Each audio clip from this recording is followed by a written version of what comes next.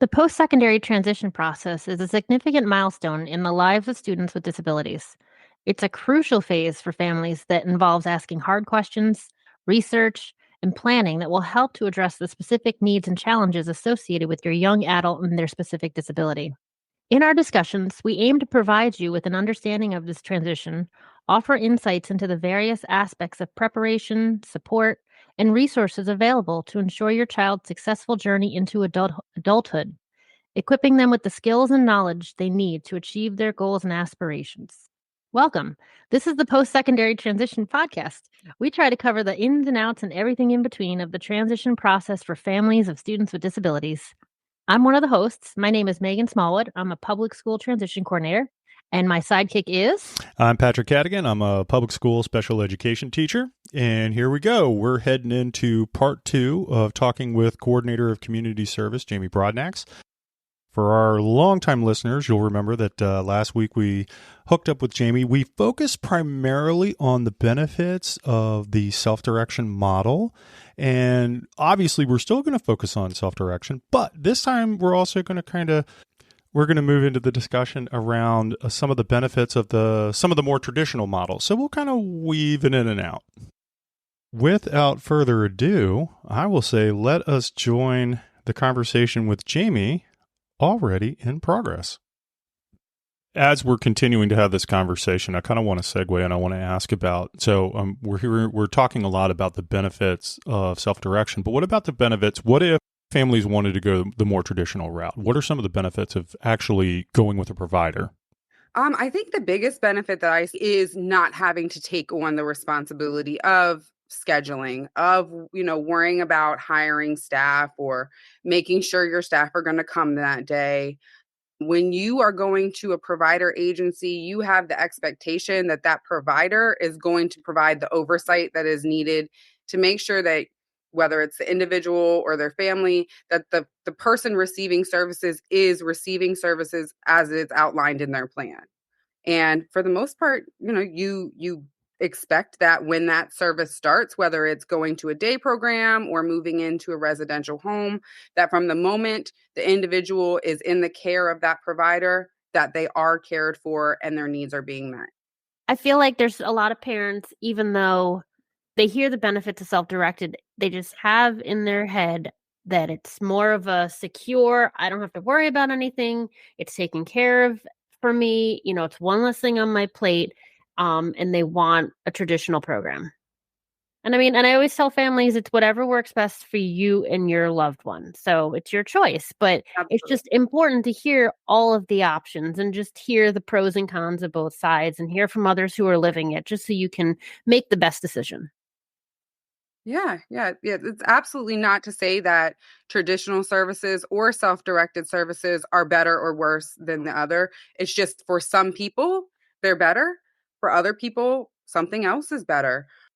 And I think that that's probably why DDA does have the option to choose how you receive your services, because we do want people to be able to have the plan that best suits them. And then do you think that in terms of being with a provider, are there more opportunities for socialization versus a self-directed model, or does it just depend? I think it depends, but there absolutely can be more opportunities. Just because with a traditional provider, especially in those meaningful day services like the day programs or the CDS service, when the individual is attending those, it's in a group setting. Even individuals who receive one-to-one services are still included into the group with their one-to-one supports. So there is that understanding that every day you're going to have an opportunity to socialize, to participate in group activities, and just try out different things that you may not have the ability to try out on your own personal time. Self-direction also has those opportunities. It's just more responsibility on the person and their team to identify those. Where in traditional services, again, that's the provider's responsibility. So it's almost like giving you a definite place to go. But with self-direction, making those connections early on is helpful, because I know so many Facebook groups, and we talked about before, have popped up for families on self-direction, trying to make connections with others so they can go out and do social activities and outings together. Yeah, yeah. And I mean, I even work with some individuals who have stayed in contact with their peers from school. So now that they're out of school, they still get together sometimes on a weekly or bi-weekly basis just to hang out, go to lunch, do fun things like bowling, other activities, just to keep that social opportunity available. But you're not forced to do it every Right. day. It's not a requirement. You can do it as you choose. Again, which works better for some individuals. Yeah. And I seem to remember that one of our offline conversations included, in regards to benefits of the provider model, was continuing education, right? There were opportunities for people to take classes or do job training or things like that. Totally. So a lot of providers have really great programs set up where an individual can identify things that interest them or things that they think might possibly interest them, but they've never had the chance to try before. There are providers who offer volunteer work. There are providers who have, programs that are just strictly within the day program, things like gardening, food service, learning, to support with secretarial type tasks. There's also day programs who enroll in regular classes, like cooking classes is a huge one. Um, just about every individual I support who participates in the cooking classes love them. So those are things that the provider puts in place. That really is a benefit of going to their program, knowing that you're going to have access to that activity with peers and the accommodations that you need to participate. But again, with the right team, you can have that in self-direction. It's just, again, the responsibility is put on the team to really identify those opportunities, schedule them, and make sure that the person has the supports they need to participate. Right. It's not specific to a program. They're available, but you just have to be the advocate and make the effort to find them. Yeah, yeah. And another thing, kind of touching back on that day to day administrator position, that's something that your day to day administrator can do for you is identify activities, identify, events that are happening in your community, things that your support staff can then take you out and support you in participating in. Also, that unallocated funding can be used to help pay for the cost of certain activities as long as they're justified within the person's plan and the goals that they've set for themselves. So, looking at it from someone who knows absolutely nothing about this, then how would families find out about these opportunities around like education and or continuing education, job programs, things like that? Where do they go? There's a lot of places. So always start with your team. So your coordinator, your support broker. Those two people typically have experience supporting others in the community and accessing things that interest them. So talk about your interests. Talk about the things that you want for yourself or, as families, talk about the things that you would like for your loved one. Also, support groups. I know you guys mentioned the online and social media groups. Talk to your loved one's school. They may know of, groups that have been set up by previous students or just community activities specific to our area. The Parks and Recs have a whole list of what they consider therapeutic activities, but it's really activities for people of just differing abilities. We have such great programs too, like the Special Olympics, that really do a great job of bringing people together and creating these groups and really those relationship connections. I think is probably where you're going to find the biggest resources. Meeting people, asking them what they do. Just like anybody else, we meet friends and we talk about different interests and build on our own activities that way. Yeah, I agree. I think the park and recs in our area is a very untapped resource for many, and it's a gold mine if you look at it and like what they offer. And then Absolutely. also the college campuses, I think just exploring what kind of Mhm. classes are offered because I know in our surrounding area there are some really good courses or classes being offered, like you'd mentioned cooking, and just a variety of different things that appeal to different interests. So I think it's just Yeah. a matter of taking the time, knowing the interests, and doing the research. I will throw out Agree. that as somebody who has worked with Parks and Rec before, from my perspective, I feel like it's a challenge of marketing. I agree with you that there are so many things that are available through that county program, but they just don't do a very good job of like letting people know.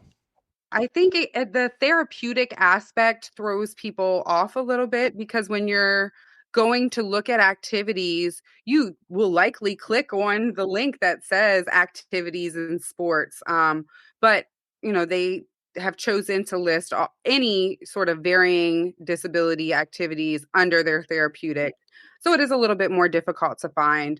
But again, connecting with your support broker and your coordinator, they can really help you identify that. And DOORS is another great resource that I know the school system typically starts off, not all the time, but a lot of times as individuals are already transitioning into adult services, they have that connection with DOORS. But DOORS is able to offer so many different, really great educational and pre-job training, and then even support as you are starting to work in paid employment. So that's a great resource to tap into if you haven't already. Yeah, and it's totally possible to have your DDA funding and DOORS funding and use both of Yeah. them, just not, at the same time. Yeah, as you move into adult services with that job development, that's exactly what happens. Is DOORS coordinates with the meaningful day providers to provide that service. And then as you're moving into being a paid employee and having a secure job, transition into employment services where you have a provider support you as you continue to work. All right. So, Jamie, correct me if I'm wrong, because I want to sound more intelligent than I really am. That one of the other benefits of having the provider is that you're not necessarily going to, budgetary concerns are not at the forefront, right? They're going to take care of that for you. Yeah, absolutely. So the budget really only comes into play in an individual's world when they're in self-direction. When you're in traditional services, the funding amounts are there, but it's not going to impact the individual because they're not having to worry about how much their staff are being paid. It's not their responsibility to ensure that the provider is even receiving the funding. All of that happens directly between DDA and the provider. One topic that comes up, and I am thinking specifically of our discussion with Pam, was transportation. Is transportation covered under the traditional provider model? It is in some circumstances. So, for typical day program and CDS providers, a lot of them do offer transportation to and from their sites. And then, of course, any sort of outing or community activity during the day, they provide the transportation to and from. But in self direction, there are options that can support a person with their transportation. We are able to request reimbursement funding to cover things like Ubers. You're also able to provide mileage reimbursement to your employees. So, for example, if you have an employee who is supporting you in CDS, any place that they take you during the day, as long as they're tracking that mileage, they can submit it at the end of the pay period and receive reimbursement. And that's built into your budget. That's a decision that we make as we're building the budget. Because like you mentioned with the budget for self-directed, when they're allocating funds for different categories, that can always be changed later on, right? You're not stuck Yeah. to one for the rest of your time with self-direction. If you find that you're not using too much money in one, you can always switch it over to something else where you might need more. Yep, absolutely. So as long as it is a service that you have already requested and it's already in the plan, we can pretty much freely move money through a process that's called budget modification, where you would contact your support broker and your coordinator. And together, after, especially after reviewing the reports that the FMS submit monthly to let you know how much money is left over in each of your different categories. You submit that budget modification, and we're able to move money from one service to another. If it is something that is not previously requested in the plan, you do have to complete a PCP revision to make the funding available within that service. But that's also something that your coordinator can support you with. How long of a process would a budget modification be? Like, is it a lengthy time that you're waiting, or is it fairly quick? So for just a budget modification, it's a pretty quick process. You would just contact your coordinator, work out the specifics. The coordinator then would complete the budget modification form, submit that on your behalf, and then the FMS will contact you to let you know once that's been approved. Typically, I would say 48 hours. Oh, okay. Of course, it can be a little quicker or it can Yeah, take a little longer, depending. But that's the average. Now, if it is to do a PCP revision that's what I to was going to move ask that, next. that can be a much longer process, Okay. upwards of 2 months, also give or take a little bit, depending. I mean, 2 months, still not as terrible as I was expecting, I guess, but Yeah. Okay, once again, acronym vomit. I don't know what you're talking about. What is PCP? oh, sorry, So Patrick. PCP is that's the person-centered plan. And that is the plan that an individual, along with their entire team, creates to determine the outcomes or goals that they're going to be addressing that year, the services that they're going to request to support those outcomes, and then how those services will be implemented to support their needs. So almost like your replacement IEP after you leave the school system. Pretty much exactly that. Do you have any advice? Because I know one of the biggest fears is after exit, moving forward and having your services start. And I've notoriously heard that it does take a little longer for approval with DDA for self-direction to get up and running as opposed to like a traditional day program. Do you have any advice as to how to kind of like speed that up for a self-direction, someone who's doing self-direction upon exit? Is there anything they could do to make it easier, quicker? Reach out early on to your coordinator, start making those decisions and requesting the information that you need to make those decisions, and ask questions. Don't be afraid. If there's something that you don't understand or something that you want more information on, ask about it, because the more information you have, the better you can do at making those informed choices. And they Mhm. don't seem as scary when you have the answers. Um, but the biggest thing to start working on up front is really making the decision. Are you for sure that you want to move into self-direction, or do you want to go traditional? Because once that decision is made, then you can start working on all of the smaller choices, like choosing the FMS agency, connecting with a support broker, and identifying the services that you're going to want to support you. So getting an idea of what you would want the day to look like early on would be helpful, knowing where in the community or if there was a provider that took like self-directed funding or like one of those agencies that they could Mhm. access, like getting in touch with them and doing the research. Okay. Yeah. Yep, absolutely. And thinking about who you want to work with. If it is going to be a provider or if it's going to be family or friends, talk to them, ensure that they're on board. Yeah. Let them know what that might look like, and start considering if you do want to advertise or hire, outwards of your family and friends. Maybe thinking about what that looks like, what you're looking for in an employee, so you start to put that together, because that new hire process also does take some time, and that can be a delay. Even if you have your plan approved, if you don't have staff to provide those services, you're still Right. going to be waiting. Yeah. So, as we're talking about these two different models, one self direction and then the traditional provider model, if there was something that you were going to pass on to families like this, that there's a significant difference, what would one of those things be? From my perspective, I think the biggest difference is having control of what you do during the day. If you're in self direction, you can really make that be almost anything.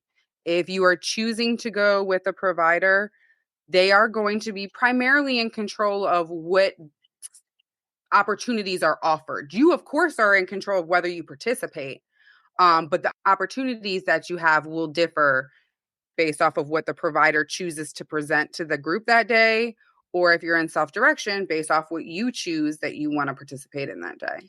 And then one of the notes that I have is live in provider. So, a big thing for individuals who are interested in self direction is having to understand that there is not currently a community living option under the self directed model. If an individual needs to live in a provider owned residence, they need to be in traditional services. that may change at some point in the future, but right now that is where we're at. But that doesn't mean that they can't have some form of housing outside of the parent home if they were on self-directed. Absolutely. So there's a lot of different housing options that are available to people in self-direction. Of course, independent housing, if you are financially able to live independently, live with a roommate, whatever you choose, you can receive services in any home. There's also the option to receive housing support services, which assist an individual in potentially applying for a housing voucher, a rental subsidy voucher, or another government-based home situation. There's also a service called supported living, which basically can provide up to round the clock support and staff for a person who is living in a privately owned setting. It really is just that provider owned home that you would require traditional services to access. So with all of that, with all of the information that we've just talked about, all of the stuff that we've shared, does it ever become overwhelming? Do you my thinking is, do you forget more than you remember?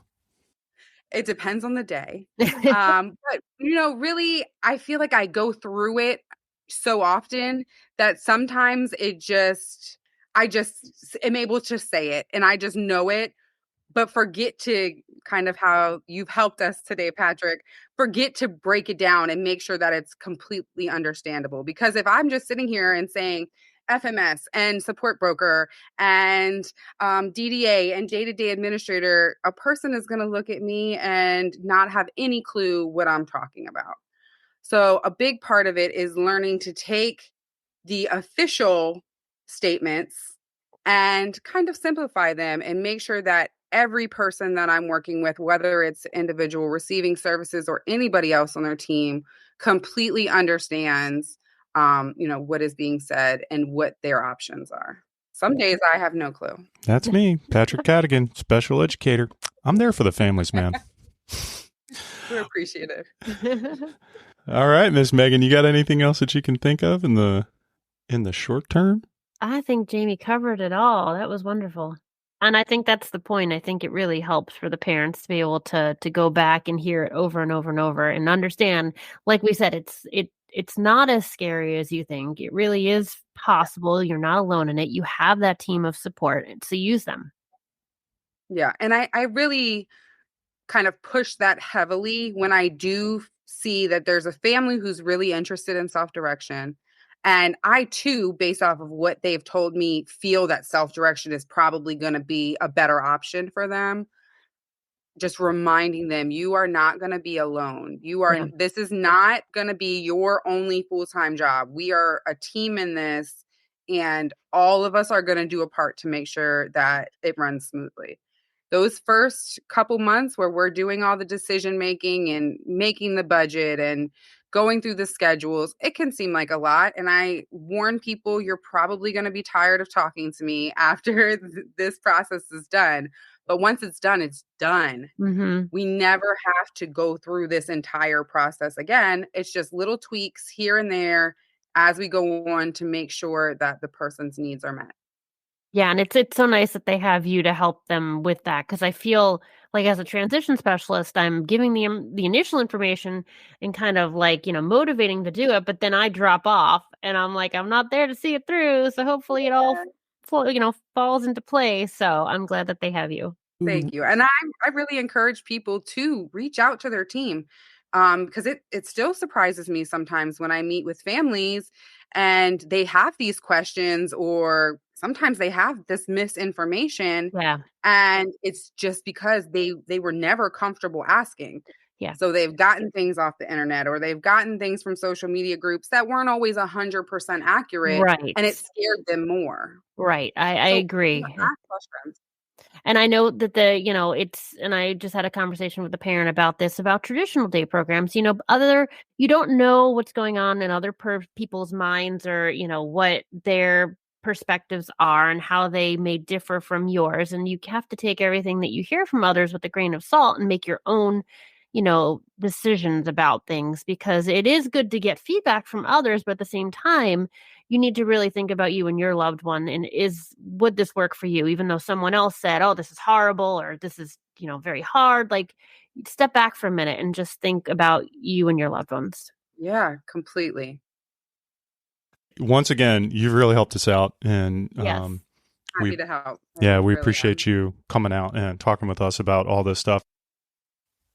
Well, once again, talking with Jamie is always great. And I don't know about you, Megan, I have learned an awful lot. Oh, absolutely.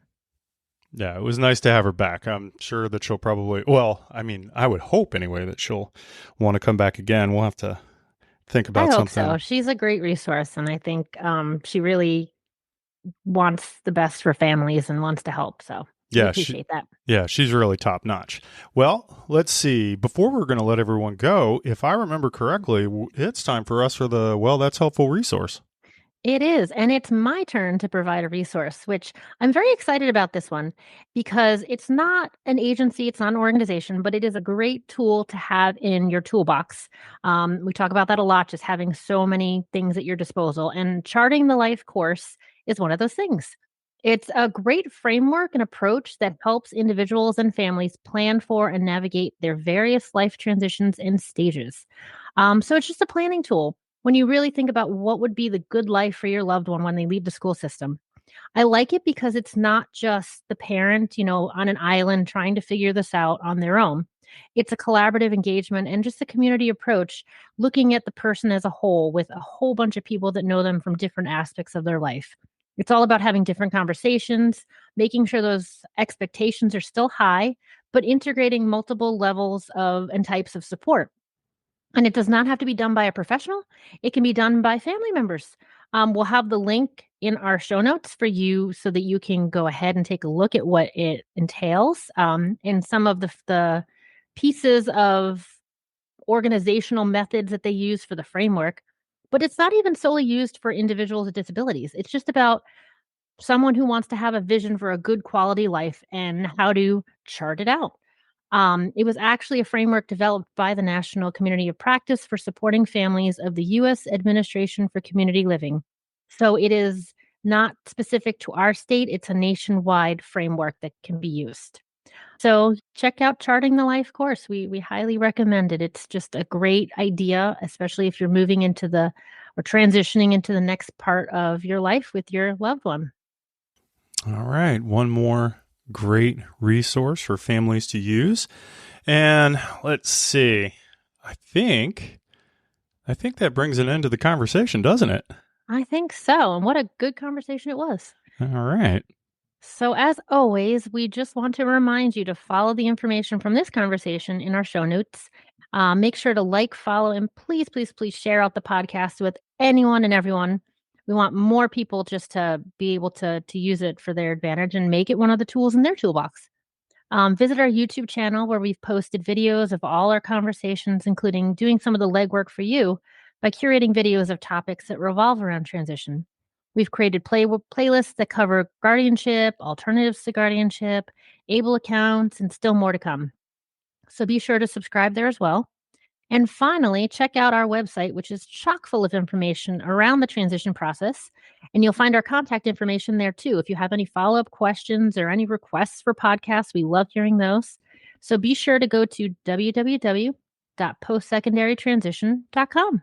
And we thank you, as always, for chiming in and listening to our rambling talks about transition topics. Hey, no rambling here. We're good.